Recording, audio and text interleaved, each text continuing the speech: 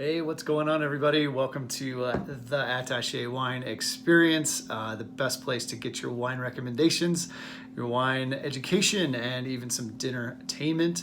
If you haven't been following, you got to on Instagram at Attaché Wine. Get that dinner entertainment education. I've got some killer food pairings that are there.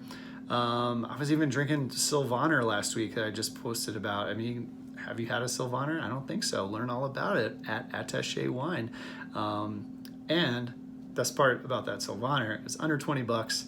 The fans had spoken. They're looking for a little bit more of some affordable, under $20 recommendations for everyday drinking. So that's what I'm coming with this week in my posts. And tonight, I'm going to bring you a nice Malbec from Argentina. This producer is La Madrid.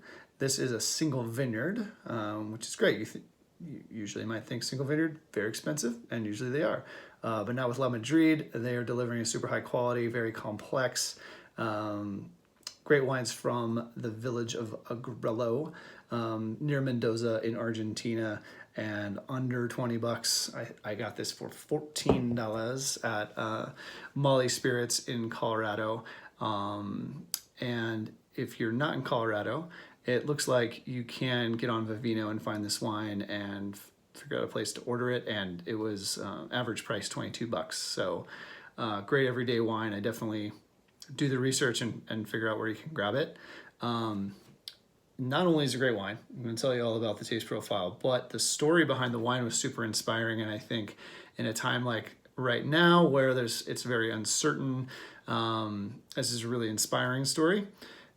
Guillermo Garcia, La Madrid, was a native of Cuba, was born in Cuba, and the revolution happened, and it was a really unsafe place to be, and his mom saw that he could have a better life elsewhere, and at 11 years old actually put him on a plane to the United States, and he got on the plane not knowing if he'd ever see his family again, and instead of seeing that as scary or an excuse to not make it in the world, he saw it as quote an open door. And I thought that was awesome because it's here reflected on the label, this light shining through the open door with a blue sky, that anything is possible, and we can look at tragedy or bad things that happen to us and use them as an excuse, or you can use it as an open door and for greater things, to better yourself, to go on an adventure or follow your dreams. So I love the story behind the winery. Obviously he did follow the right path and is making incredible wines now in Argentina. Agrello I thought was really interesting. This is the village where they're being produced. I'm pretty familiar with Mendoza, Lujan de Cuyo, the Uco Valley, like some different subregions, but I hadn't actually heard this village call out. And it's south of Mendoza, and I think it's important because they're really known for one of the best kind of hallmark producers, the pinnacle of Argentinian Malbec, and that's Catena Zapata. So they're right down the street from these guys. So already great street cred. I think if you find this wine, you enjoy it, you'll love Catena Zapata as well. It's one of my favorites. Like I said, a little bit more expensive. They have the name recognition year after year, quality. This is a little more, kind of young star. So it's an even better value. Awesome. Well, let's jump into the wine. I'm ready for some great Malbec tonight. I love the color of Malbec. It's usually so dark and so dense. This one's like a little bit lighter than some I've seen in the market, but when I look at the core, it's still a really deep ruby, edging to purple. There's, and again, when I look at the site, I'm already kind of thinking and telling what fruits I might taste, or the style of the wine, so I can think of the descriptors and what to say just by looking at it, which is great. So this has that darker hue, that kind of rich hue. I'm thinking darker fruit set, your blackberries, your boysenberries, blueberries possibly, Currant can be red or black, so I'm thinking more of a black currant on this because of the dark hue of the wine. And then you look at the rim. The rim is really bright and a very thin kind of watery edge. It just dictates youth. As the wine ages, the watery rim is going to get a little bit bigger. You're going to see more orange, more garnet in the wine. And this doesn't have that. I mean, it's 2017 vintage. You know, it's only got about 3 years on it. And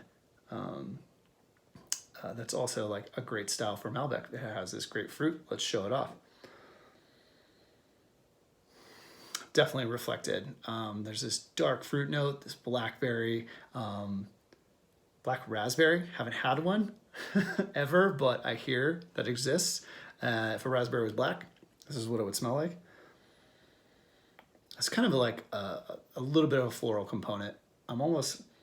It's not as like bright and like distinct as I want it to be. It's almost like when the rose is kind of on its last end. It's just barely holding on to a little bit of aroma, a little bit of that sweet flower. So it's kind of got this decayed rose thing, and that's just going to be for how hot the climate is. Yeah, black currant for sure.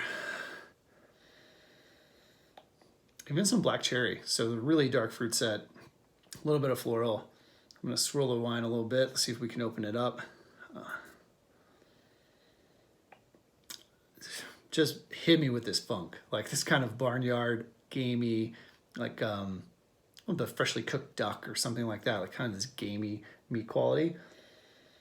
Definitely a signature of Malbec, and part of what makes it like not just a fruit bomb, but very like cool and complex.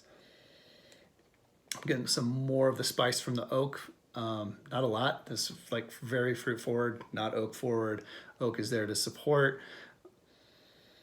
And that kind of adds to this pie crust thing. So now you've got all this fruit sitting in this beautiful like toasty pie crust, all, you know, tasting beautiful together. And yeah, blackberry pie. Enough that funk to go along. Let's see how it tastes.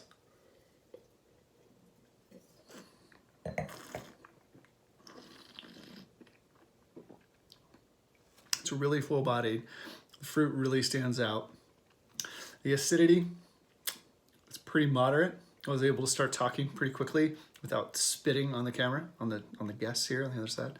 So that's like how I judge the acidity. A little bit more moderate. Some of the wines I've had in the past week, which is good, but it's still there.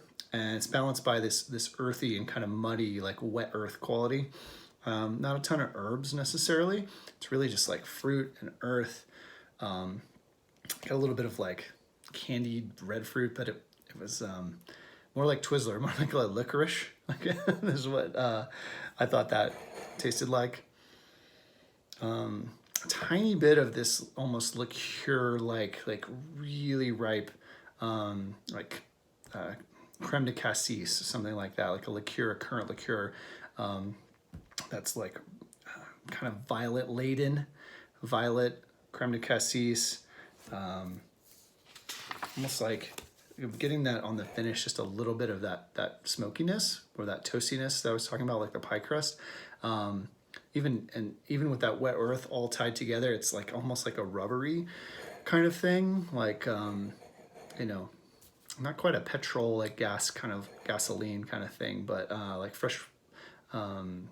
Like in the Samu, they say fresh cut garden hose. It's a little bit of that, you know, kind of fresh rubber smell, or you know, walking into a tire shop. A little bit of that on the palate for me.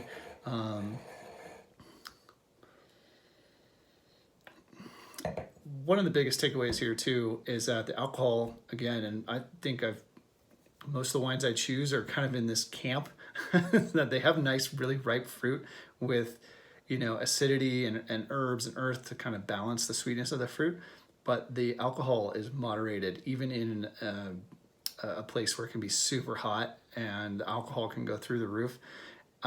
You get almost like that vodka, or, you know, when you breathe in, it gets really cool, this menthol thing when alcohol is really high.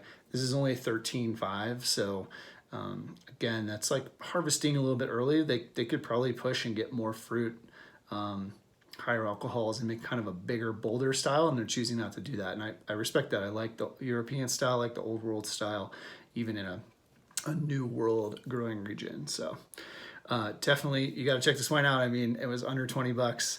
I think you can find it most places for about 20 bucks.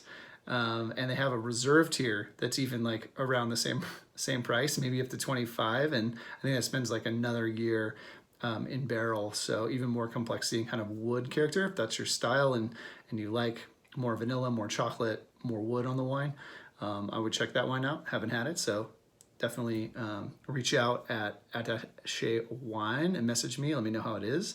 You can always use the hashtag swag plus, SWAG, the plus sign, to note great wines that you want Attaché to try. So with that, I gotta let you go. I'm gonna cook up a ribeye right now and enjoy this Malbec. So swag on, everybody. Cheers.